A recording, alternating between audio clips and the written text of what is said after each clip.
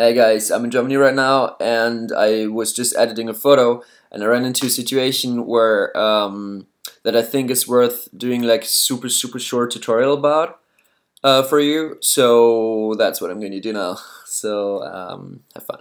I took a vertical panorama, so I took shots where you can see the foreground and the flowers here, and I took a shot where you can see the sky. Like they're unedited raw files, by the way.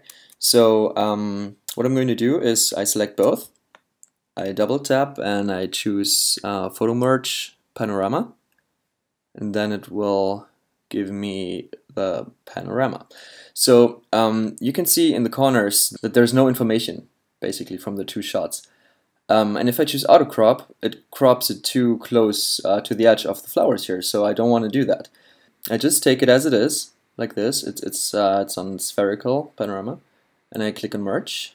Okay, once it's done rendering the panorama, we have a new file down here, and as you can see in the extension, in the file extension, it says DNG, right? That means that we still can edit it as a raw file in Lightroom.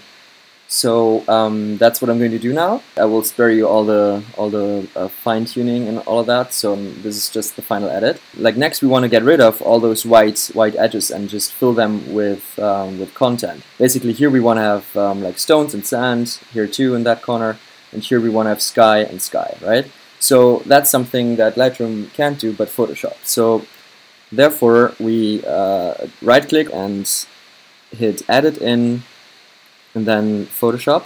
Then Photoshop will load up. So what we do to content fill those areas is we select the selection tool. Just select all the areas that have no information. I think that's it. And hit Edit in the menu bar and go down to Fill. Here you want to make sure it says Content Aware and Color Adaptation.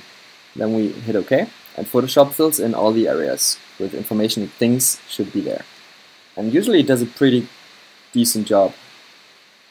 Okay, so once it's done, it looks like this. I hit Command D to get rid of the selection, and you barely can see anything.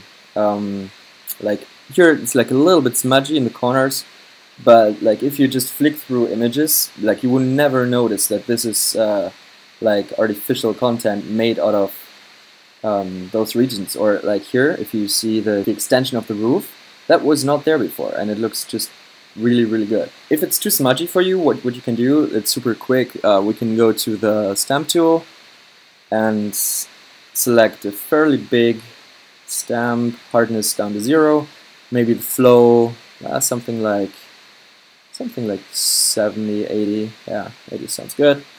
I hit Alt to sample a point here, and then just paint a little bit over, you know, just to make it a little bit less smudgy.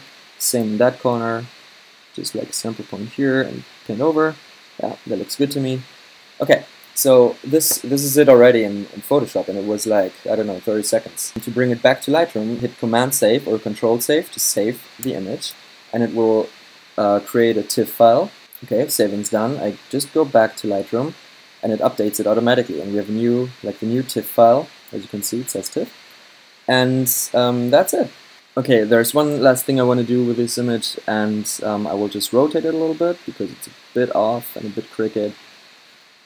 Just like that, and here we go. That's the final image.